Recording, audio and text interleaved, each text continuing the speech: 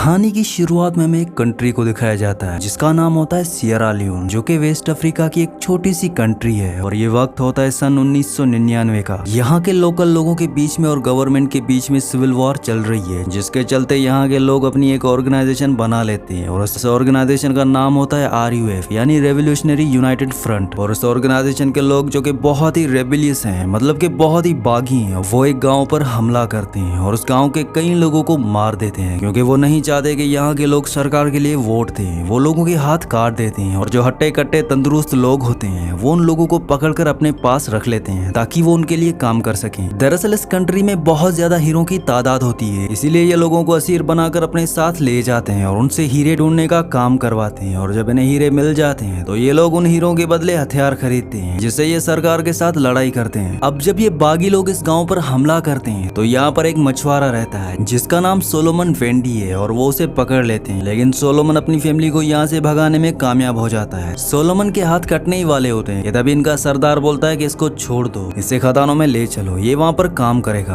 और इस तरह से सोलोमन की जान बच जाती है। सोलोमन को वो उस जगह ले जाते हैं जहाँ पर उसके जैसे कई सारे लोग होते हैं और ये सब के सब यहाँ पर हीरे ढूंढ रहे होते हैं। यहाँ पर अगर कोई भी एक भी हीरे के टुकड़े की चोरी करता है तो ये लोग बहुत बेरहमी से उसे मार देते हैं। अब इन बागियों के पास एक आदमी आता है और उस आदमी का नाम होता है डैनी आर्चर। ये कभी आर्मी में था लेकिन अब ये वेपन्स की स्मगलिंग करता है। ये इन बागियों को हथियार देता है और बदले में इनसे हीरे लेता है। ये यहाँ पर कुछ हथियार देने के बाद उनसे हीरे ले लेता है और जब वो उन हीरों को भेड़ों की खाल के अंदर छुपाकर इस कंट्री से बॉर्डर पार करके लाइबेरिया, जो कि वेस्ट अफ्रीका की दूसरी कंट्री है, वहाँ ले जा रहा होता है तो आर्मी के लोग उसे पकड़ लेते हैं और उसके बाद उसे जेल हो जाती है। वहीं दूसरी तरफ सोलोमन वेंडी को हीरे ढूंढते हुए एक बहुत बड़ा हल्का सा पिंक कलर का हीरा मिलता है और वो समझ जाता है कि ये बेशकीमती है। वो उसे चुपके से अपने पैर के नीचे दबा लेता है। यहाँ पर एक गार्ड होता है। सोलोमन उसे बोलता है कि मुझे टॉयलेट जाना है। वो कहता है कि जाओ, और वो टॉयलेट जाने के बहाने उस हीरे को एक कपड़े में बांधकर अंगूठे में दबा रहा होता है कि तभी यहाँ पर एक गार्ड आ जाता है। वो कहता है कि ये हीरा मुझे दे दो। इससे पहले कि सोलोमन वो हीरा उसे दे देता तभी यहाँ पर आर्मी के लोग आ जाते हैं और वो इन पर हमला कर देते हैं और जो आदमी इससे हीरा मांग रहा होता है वो बुरी तरह से जख्मी होकर बेहोश हो जाता है। सोलोमन उस हीरे को मिट्टी में एक जगह दबा लेता है और तभी आर्मी उसे गिरफ्तार कर लेती है और उसको भी उसी जेल में लेकर जाया जाता है जहाँ पर डैनी आर्चर भी कैद होता है। यहाँ पर वो आदमी भी होता है जो सोलोमन से वो हीरा लेने वाला था, लेकिन वो जख्मी होकर बेहोश हो गया था और वो यहाँ पर सबके सामने बता देता है कि सोलोमन के पास एक बहुत बड़ा बेशकीमती हीरा है और उससे बड़ा हीरा मैंने अपनी पूरी जिंदगी में नहीं देखा, और जो भी वो हीरा इससे निकलवा कर मुझे देगा मैं उसे $1000 दूंगा। लेकिन सोलोमन साफ साफ मना कर देता है। वो कहता है कि मेरे पास कोई हीरा नहीं है। लेकिन ये सब कुछ डैनी आर्चर सुन रहा होता है और वो समझ जाता है कि ये आदमी सच बोल रहा है और सोलोमन के पास कोई हल्का गुलाबी रंग का बड़ा हीरा है। कुछ दिनों बाद डैनी आर्चर रिहा हो जाता है और वो अपने दोस्त को बोलता है कि यहाँ पर एक आदमी है जिसका नाम सोलोमन वेंडी है और उसके पास शायद एक बहुत बड़ा हीरा है। हमें कोई खरीदार की जरूरत होगी और तुम किसी भी तरह से सोलोमन वेंडी को यहाँ जेल से निकालो। और उसका दोस्त ये काम कर देता है। सोलोमन वेंडी भी अब जेल से रिहा हो चुका है। वहीं दूसरी तरफ डैनी आर्चर एक बार में जाता है और वो बार वाले को पैसे देता है क्योंकि उसे एक गन की जरूरत है। यहाँ पर उसकी एक लड़की से मुलाकात होती है जिसका नाम मेडी होता है। वो मेडी से कई बातें करता है, लेकिन जब उसे पता चलता है कि मेडी एक रिपोर्टर है तो वो कहता है कि भाड़ में जाओ, और वो वहाँ से जाने लगता है। मेडी उसके पीछे जाती है। दरअसल वो ये जानना चाहती है जिस कंट्री में अभी ये हैं उसने पिछले 5 सालों से ऑन रिकॉर्ड एक भी हीरा नहीं बेचा, जबकि इनके पड़ोसी मुल्क लाइबेरिया ने 2 बिलियन के हीरो को एक्सपोर्ट किया है। और वहाँ का जो बहुत बड़ा हीरो का बिजनेसमैन होता है जिसका नाम वेंडी केप है, वो इसके बारे में कुछ भी ऑन रिकॉर्ड नहीं बता सकता और ये वेंडी केप के बारे में जानना चाहती है, सबूत इकट्ठे करना चाहती है। लेकिन डैनी आर्चर उसे कुछ भी नहीं बताता। दरअसल डैनी आर्चर ही वो कड़ी है जो वेंडी केप तक हीरे पहुंचाती है, लेकिन वो उसे बिना कुछ बताए वहां से चला जाता है। दरअसल इन सब की कड़ियां आपस में जुड़ी होती है। डैनी का काम होता है RUF यानी बागियों की ऑर्गेनाइजेशन को हथियार देना और उनसे हीरे लेना, और वो हीरे वो कर्नल कैटजी को देता है और कर्नल कैटजी उन हीरो को वेंडी केप को देता है और इस तरह से इनका पूरा बिजनेस चलता है। अगले सीन ये दिखाते हैं कि सोलोमन वेंडी जेल से छूटने के बाद अपनी फैमिली को ढूंढने के लिए एक रेफ्यूजी कैंप में जाता है, लेकिन वहाँ पर उसकी फैमिली उसे नहीं मिलती। दरअसल उसकी फैमिली एक जगह छुपी होती है, लेकिन वहाँ पर RUF के लोग आ जाते हैं और वो वहाँ पर कई लोगों को अपने साथ पकड़कर ले जाते हैं, जिनमें से एक सोलोमन वेंडी का बेटा दिया भी होता है। और ये लोग इन छोटे बच्चों को बंदूक चलाना सिखाते हैं, आर्मी से पुलिस से लड़ना सिखाते हैं ताकि ये सिविल वार में उनका साथ दे सकें, इसीलिए वो उनको अपने साथ शामिल कर देते हैं। वीडियो में आगे बढ़ने से पहले आप सबसे रिक्वेस्ट है कि मेरे 99% व्यूवर्स वीडियो तो देखते हैं लेकिन चैनल को सब्सक्राइब नहीं करते और ना ही वीडियो को लाइक करते हैं, तो आप सबसे रिक्वेस्ट है कि मेरे चैनल को को सब्सक्राइब और वीडियो को लाइक लाजमी से कर दिया करें। वहीं कर्नल कोल्जी अब डैनी आर्चर को अपने पास बुलाते हैं और वो उसे कहते हैं कि पिछली बार तुम्हारी वजह से मेरे कई हीरो का नुकसान हुआ था और अब मुझे उन हीरो के बदले वो गुलाबी हीरा चाहिए। लेकिन वो हीरा खुद डैनी अपने पास रखना चाहता है, लेकिन अब उसे इस हीरे को कर्नल कोल्जी को देना पड़ेगा क्योंकि वो उनके खिलाफ नहीं जा सकता। वो इस सिलसिले में सोलोमन वेंडी से मिलने के लिए जाता है और वो उसे कहता है कि वो गुलाबी हीरा जो तुमने छुपाया है उसका आधा पार्टनर मैं भी हूँ क्योंकि मैंने तुम्हें जेल से निकाला था। लेकिन सोलोमन वेंडी उसे मना कर देता है कि मेरे पास कोई भी हीरा नहीं है। डैनी आर्चर बोलता है कि अगर तुमने वो हीरा मुझे दे दिया तो मैं तुम्हें तुम्हारी फैमिली से मिलवाने में मदद करूंगा। लेकिन तभी वहाँ पर RUF के लोग आ जाते हैं, वो उन पर गोलियां चलाते हैं और ये दोनों भागकर एक जगह चले जाते हैं। वहाँ पर और भी कई सारे लोग होते हैं जो सब के सब छुपे होते हैं और यहाँ पर ये दिखाया जाता है कि पूरा का पूरा शहर जल रहा है और RUF के लोग आर्मी के लोगों को मार रहे हैं और जो लोगों को मार रहे हैं उनमें बच्चे ज्यादा होते हैं। इसके बाद डैनी और सोलोमन वहाँ से भी भाग जाते हैं और ये एक जगह पहुंच जाते हैं। दरअसल डैनी आर्चर मेडी बोवेन को ढूंढ रहा होता है। मेडी बोवेन वही जर्नलिस्ट है जो उसे हीरो के कारोबार के बारे में पूछना चाहती थी, उसे जानकारी हासिल करना चाहती थी, लेकिन उस टाइम डैनी आर्चर ने उसे कुछ भी नहीं बताया था। अब डैनी एक जर्नलिस्ट को बोलता है कि तुम अगर मेडी को मिलो तो उसे बोलना कि मैं उसका यहाँ पर इंतजार कर रहा हूँ। और कुछ देर बाद वहाँ पर मेडी बोवेन आती है और डैनी उसे बोलता है कि मैं तुम्हारी मदद करने के लिए तैयार हूँ, तुम्हें जो भी इन्फॉर्मेशन चाहिए मैं वो सारी इन्फॉर्मेशन तुम्हें दूंगा, लेकिन बदले में तुम्हें सोलोमन की फैमिली को ढूंढने में हमारी मदद करनी होगी। तुम एक जर्नलिस्ट हो और तुम्हारे पास सारा डेटा है। वो इस बात के लिए मान जाती है और उसके बाद ये सब हेलीकॉप्टर से उस जगह पर पहुंच जाते हैं जहाँ पर रेफ्यूजी कैंप होता है। वहाँ पर सोलोमन को अपनी फैमिली मिल जाती है, उसकी बीवी और बेटी वहाँ पर होती है। उन्हें देखकर वो बहुत खुश होता है। दरअसल ये वो वक्त होता है जब पूरा का पूरा मुल्क बेघर हो चुका होता है और उसकी वजह होती है सिविल वार। अब सोलोमन देखता है कि उसका बेटा दिया वहाँ पर नहीं होता और वो अपनी वाइफ से पूछता है कि दिया कहाँ है। उसकी वाइफ उसे बोलती है कि RUF के लोग उसे पकड़ कर ले गए। इस बात से सोलोमन को बहुत दुख होता है। सोलोमन अपनी वाइफ और बेटी को वहाँ से निकालना चाहता है, लेकिन आर्मी वाले उन्हें नहीं छोड़ सकते, इसीलिए सोलोमन उन तक नहीं पहुँच सकता और उसके बाद इन तीनों को वहाँ से हेलीकॉप्टर में निकलना पड़ता है। सोलोमन अब डैनी को बताता है कि जो हीरा तुम्हें चाहिए वो उन पहाड़ों की उस तरफ है। डैनी आर्चर सोलोमन को नक्शा दिखाता है। वो बोलता है कि मुझे नक्शे की जरूरत नहीं है, मैं जानता हूँ कि वो हीरा कहाँ पर है और मैं तुम्हें वहाँ पर ले जा सकता हूँ। लेकिन वहाँ पर जाना इतना आसान नहीं है, इसलिए डैनी आर्चर मेडी के पास जाता है और वो उसे बोलता है कि मुझे किसी भी कीमत पर उस जगह पहुंचना होगा जहां पर हीरा है और मेरे पास और सोलोमन के पास सिर्फ एक ही ऑप्शन है अपने आप को बचाने का, सोलोमन की फैमिली को बचाने का। वो कहता है कि मैं जर्नलिस्ट बन के जाऊंगा और सोलोमन मेरा कैमरामैन। लेकिन मेडी उसे मना कर देती है क्योंकि उसे उस पर यकीन नहीं होता।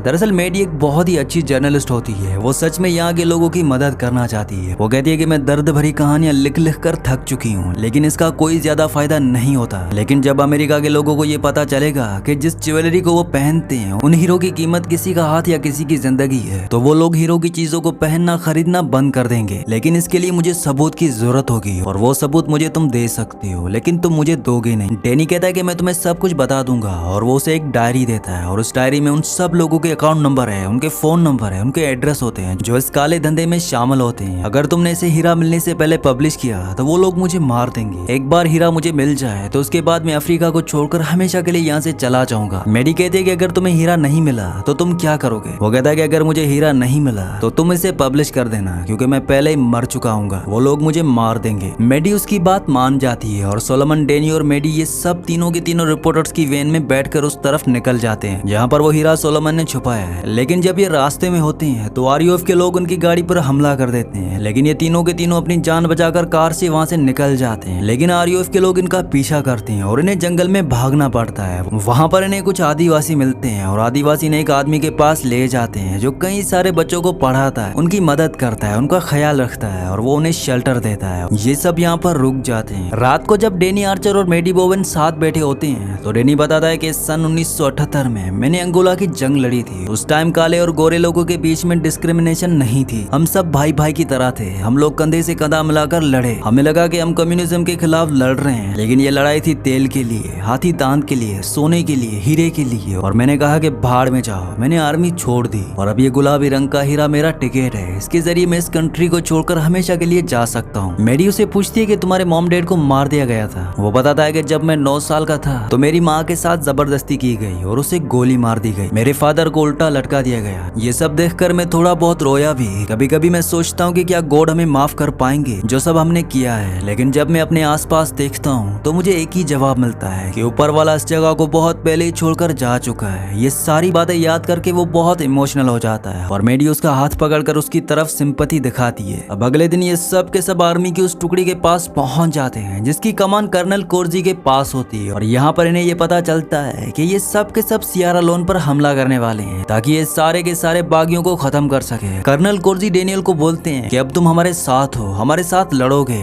लेकिन डेनी ऐसा नहीं चाहता और वो सोलोमन के साथ वहाँ से भागने का प्लान बनाता है और वो वहाँ से भागने से पहले मेडी को बोलता है कि हम यहाँ से जा रहे हैं। मेडी और ये अब एक दूसरे को पसंद करना शुरू कर देते हैं। मेडी वहाँ से जाने से पहले उसे अपना फोन नंबर, एड्रेस, ऑफिस का फोन नंबर सब कुछ देती है और वो कहती है कि तुम मुझे फोन करोगे ना। वो बोलता है कि हाँ, जब भी मैं किसी के फोन के सामने आऊंगा तो सबसे पहले तुम्हें कॉल करूंगा। इसके बाद डेनी और सोलोमन वहाँ से हीरा तलाशने के लिए निकल पड़ते हैं और जब ये उस जगह की तरफ जा रहे होते हैं जहाँ पर हीरा है तो तभी ये दिखाया जाता है कि सोलोमन रास्ता बदल देता है। डेनी उसे रोकता है। वो बोलता है कि हीरा इस तरफ है। सोलोमन कहता है कि मुझे अपने बेटे को ढूंढना है और वो उस तरफ है, तुम मेरे मालिक नहीं हो। डेनी कहता है कि इस वक्त मैं तुम्हारा मालिक हूँ और जो मैं कहूंगा तुम्हें वही करना पड़ेगा। और उसके बाद इन दोनों के बीच में हाथापाई होना शुरू हो जाती है। लेकिन एक पल ऐसा आता है जब डेनी उसके सर पर बंदूक तान देता है। सोलोमन कहता है कि मैं पहले ही मर चुका हूँ और मुझे अपने बेटे की मदद करनी है, चाहे तुम मुझे मार भी दो, लेकिन फिर भी मैं वहाँ जाऊंगा। और उसके बाद डेनी भी समझ जाता है और ये दोनों के दोनों उस तरफ जाते हैं जहाँ पर सोलोमन का बेटा है। और उसके बाद ये एक बहुत लंबा सफर तय करते हैं और इस सफर को तय करने के बाद ये उस जगह पहुंच जाते हैं जहाँ पर RUF के लोग होते हैं और ये वही जगह होती है जहाँ पर कभी सोलोमन भी था और हीरा भी यहीं पर होता है, लेकिन वो हीरा नहीं ले सकते क्योंकि यहाँ पर बहुत सारे RUF के लोग हैं। अगर ये उनके सामने गए तो वो इन्हें मार देंगे। इसीलिए डेनी बोलता है कि मुझे कर्नल कोर्जी को फोन करना पड़ेगा ताकि वो यहाँ पर एक हेलीकॉप्टर भेजे और जब वो उन पर हमला करेंगे तो उनका ध्यान भटकेगा तो हम वो हीरा ले सकते हैं। सोलोमन बोलता है कि मेरा बेटा भी वहाँ होगा। डेनी कहता है कि तुम्हारा बेटा वहाँ पर नहीं होगा, हमें रात होने का इंतजार करना होगा। और डेनी कर्नल कोर्जी को वहाँ की लोकेशन बताने के बाद वहाँ पर सोलोमन के साथ इंतजार करना शुरू कर देता है और धीरे धीरे अंधेरा हो जाता है। यहाँ पर डेनी की आंख लग जाती है और जब उसकी आंख खुलती है तो वहाँ पर सोलोमन नहीं होता। दरअसल वो अपने बेटे को ढूंढने के लिए कैंप में नीचे चला गया होता है और उसे उसका बेटा दिख जाता है। वो वहाँ पर बाकी बच्चों के साथ ताश खेल रहा होता है क्योंकि वो भी RUF में शामिल हो चुका है। और सोलोमन अपने बेटे का हाथ पकड़ता है। वो बोलता है कि चलो मेरे साथ, लेकिन उसका बेटा उसे पहचानने से पूरी तरह से इनकार कर देता है। वो सबको कहता है कि ये दुश्मन है। असल में वो ऐसा इसलिए करता है क्योंकि RUF वालों ने उसका ब्रेन वॉश कर दिया होता है। उसे अब ऐसा लगता है कि हमें दुश्मनों से लड़ना है और हमारी दुश्मन यहाँ की गवर्नमेंट है। अब सोलोमन को बंदी बना लिया जाता है। यहाँ पर वो आदमी भी जेल से छूट कर आ गया होता है जिसने सोलोमन से हीरा उस वक्त छीना था। जब वो उसे मिलता है तो वो कहता है कि मैंने पूरी जगह खोद डाली लेकिन वो हीरा मुझे कहीं भी नहीं मिला। मैं जानता था कि तुम वापस आओगे और अब तुम मेरे लिए हीरा लेकर आओगे। सोलोमन कहता है कि चाहे मैं हीरा ले भी आऊं लेकिन तब भी तुम मुझे मार डालोगे। वो आदमी कहता है कि नहीं, मैं तुम्हें नहीं मारूंगा। सबसे पहले तुम्हारे बेटे को तुम्हारे सामने मारूंगा, उसके बाद तुम्हारी फैमिली को ढूंढूंगा और तुम्हारी वाइफ के साथ जबरदस्ती तुम्हारे सामने करूंगा और ऐसा ही मैं तुम्हारी बेटी के साथ भी करूंगा। अब ना चाहते हुए भी सोलोमन को मजबूरी में उसकी शर्त माननी पड़ती है और वो हीरा लेने के लिए जा ही रहा होता है कि तभी वहाँ पर हेलीकॉप्टर आ जाता है क्योंकि डेनी ने आर्मी को यहाँ की लोकेशन दे दी होती है और आर्मी वाले यहाँ पर जितने भी लोग होते हैं सब पर अंधाधुंध गोलियां चलाते हैं। उन्हें कोई फर्क नहीं पड़ता कि नीचे कौन है और इसी गोलाबारी के दौरान सोलोमन उस आदमी को मार देता है जो उसे हीरा मांग रहा था। यहाँ पर सोलोमन के बेटे को गोलियां भी लगने वाली होती हैं लेकिन डेनी उसे बचा लेता है और चंद ही पलों में ये पूरा इलाका आर्मी के कब्जे में आ जाता है। यहाँ पर कर्नल कोर्जी भी आता है और वो डेनी से पूछता है कि क्या तुम्हें वो हीरा मिला। डेनी बोलता है कि उसका हम आधा आधा करेंगे। कर्नल कोर्जी कहता है कि तुम अभी उस हालत में नहीं हो कि तुम सौदा करो। डेनी आर्चर बोलता है कि फिर मैं तुम्हें कभी नहीं बताऊंगा। कर्नल बोलता है कि तुम नहीं बताओगे लेकिन ये बताएगा। वहाँ पर सोलोमन भी होता है। वो सोलोमन से पूछता है कि हीरा कहाँ है लेकिन सोलोमन कुछ भी नहीं बोलता। डेनी कहता है कि वो सिर्फ मुझे बताएगा और डेनी सोलोमन के पास जाता है। वो कहता है कि मुझे बताओ कि हीरा कहाँ पर है। सोलोमन बोलता है कि मुझे कर्नल कोर्जी पे भरोसा नहीं है। डेनी कहता है कि अगर हमने उसे नहीं बताया तो वो हमारी खोपड़ी उड़ा देगा, लेकिन फिर भी सोलोमन नहीं मानता। वो कहता है कि मैं नहीं बताऊंगा। कर्नल कोर्जी बोलता है कि हमारे पास जुबान खुलवाने के और भी तरीके हैं। अब डेनी कर्नल कोर्जी के पास जाता है। वो कहता है कि अगर मैंने तुम्हें हीरा दिलवा दिया तो हमारा सौदा क्या है। कर्नल कोर्जी कहते हैं कि 70% मेरा और 30% तुम्हारा। डेनी बोलता है कि नहीं, मैं 40% लूंगा और तुम 60%। और उसके बाद इनकी डील पक्की हो जाती है। वहीं पर सोलोमन का बेटा होता है और डेनी को पता है कि वो उसका बेटा है। डेनी कर्नल कोर्जी को बता देता है कि ये सोलोमन का बेटा है। सोलोमन का बेटा अब इनके के कब्जे में, इसीलिए सोलोमन को इन्हें उस जगह ले जाना पड़ता है जहाँ पर उसने जमीन के अंदर उस हीरे को गाड़ा है। वहाँ पर आसपास और भी कई सारे गड्ढे होते हैं क्योंकि और लोगों ने भी उस हीरे को यहाँ पर ढूंढने की कोशिश की थी, लेकिन वो हीरा किसी को भी नहीं मिला होता। और अब सोलोमन उस जगह पर खोदना शुरू करता है जहाँ पर हीरा है। डेनियल जानता है कि हीरा मिलते ही कर्नल कोर्जी उसके साथ इन सबको मार देगा, इसलिए जैसे हीरा निकलने वाला होता है डेनी उन पर हमला कर देता है और वो कर्नल कोर्जी को भी मार देता है और उसके साथ जितने भी आर्मी वाले होते हैं उन सबको मार देता है। और अब डेनी सोलोमन को बोलता है कि उस हीरे को निकालो। डेनी देखता है कि उसे भी एक गोली लग चुकी है और सोलोमन उस हीरे को जमीन से निकाल देता है। ये बेशकीमती हीरा है। और तभी डेनी देखता है कि सोलोमन के बेटे दिया ने उसकी तरफ बंदूक तानी हुई है क्योंकि उसका ब्रेन वॉश हो चुका है। और तभी सोलोमन अपने बेटे को उसके घर की, उसकी माँ की, उसके भाई बहनों की याद दिलाता है, जिसकी वजह से दिया को सब कुछ याद आ जाता है। उसकी आंखों में आंसू होते हैं और वो अपने फादर के गले लग जाता है। तभी यहाँ पर आर्मी के और भी लोग आ जाते हैं और वो इन पर गोलियां चलाना शुरू कर देते हैं, लेकिन ये तीनों यहाँ से निकल जाते हैं। और रास्ते में डेनी बोलता है कि वो हीरा मुझे दे दो और सोलोमन उसे हीरा दे देता है। इसके बाद डेनी अपने आदमी को कॉल करता है और वो हेलीकॉप्टर लेकर इन तक पहुंच जाता है, लेकिन हेलीकॉप्टर ऊपर पहाड़ी की चोटी पर उतरेगा और अब डेनी गोली लगने की वजह से आगे नहीं चल सकता, इसीलिए वो सोलोमन को हीरा वापस करता है। वो कहता है कि इसे ले जा और अपने बच्चों का, अपनी फैमिली का ध्यान रखना। वो उसे अपनी गन भी देता है। वो कहता है कि पायलट पर यकीन मत करना, किसी का यकीन मत करना, और वो उन दोनों को भेज देता है और खुद वहाँ पर बैठकर आर्मी जो कि उनकी तरफ आ रही होती है उन्हें रोकता है। इसके बाद वो मेडी को भी कॉल करता है। वो कहता है कि तुम सोलोमन से मिलना और उसके पास एक बेशकीमती चीज है। मेडी समझ जाती है कि डेनी आर्चर को चोट लगी है, वो उसकी मदद करना चाहती है, लेकिन अब बहुत देर हो चुकी है। डेनी मेडी से बोलता है कि मुझे खुशी है कि मैं तुमसे मिल सका और ये बात तुम जानती हो। ये दोनों एक दूसरे को कहीं ना कहीं प्यार करते हैं, हालांकि इन्होंने कभी इजहार नहीं किया। और उसके बाद डेनी की मौत हो जाती है। अगले सीन ये दिखाया जाता है कि सोलोमन लंदन पहुंच जाता है जहाँ पर उसे मेडी मिलती है और उसके बाद सोलोमन वेंडी कैप से सौदा करता है। दरअसल ये सौदा किया था डेनी ने और इस सौदे को अब पूरा सोलोमन कर रहा होता है और इस बेशकीमती हीरे के बदले वेंडी कैप सोलोमन को उसकी फैमिली लौटाता है और उसे बहुत सारे पैसे भी देता है। और इस पूरी डील की मेडी बहुत सारी फोटोग्राफ्स खींच लेती है। उसके पास और भी बहुत सारे सबूत होते हैं जो उसे डेनी आर्चर ने दिए थे और वो उन सबूतों को, उन सारी फोटोग्राफ्स को और उन कहानियों को अपनी मैगजीन में पब्लिश कर देती है और वेंडी कैप का पूरा भांडा फूट जाता है। आखिर में ये दिखाया जाता है कि सोलोमन एक कॉन्फ्रेंस में जाते हैं और इस कॉन्फ्रेंस का नाम होता है ब्लड डायमंड और यहाँ पर वो हीरो की कालाबाजारी, उनकी तस्करी और उन्हें निकालने के लिए जो तकलीफ होती है उन सबको बयान करता है और जिसकी वजह से 40 मुल्क एक एग्रीमेंट पर साइन करते हैं कि वो डायमंड की कालाबाजारी और उसकी स्मगलिंग को रोकेंगे। दरअसल ये जो आखिर में मीटिंग होती है ये सन 2003 में असली में हुई थी, जिसमें 40 मुल्कों ने साइन किया था। इस फिल्म का नाम ब्लड डायमंड इसलिए है क्योंकि ये डायमंड उस मुल्क से निकाले जाते थे जहाँ पर सिविल वॉर चल रही थी, खून खराबा चल रहा था और ऐसे खून खराबे के माहौल में लोगों का खून बहाकर उनसे हीरे निकलवाने की वजह से इस फिल्म का नाम ब्लड डायमंड रखा गया। इसी के साथ इस मूवी का एंड हो जाता है। अगली कहानी आप किस मूवी पर सुनना चाहते हैं मुझे नीचे कमेंट्स में जरूर बताना और अगर ये वीडियो आपको पसंद आई हो तो इस वीडियो को लाइक और चैनल को सब्सक्राइब लाजमी से कर देना।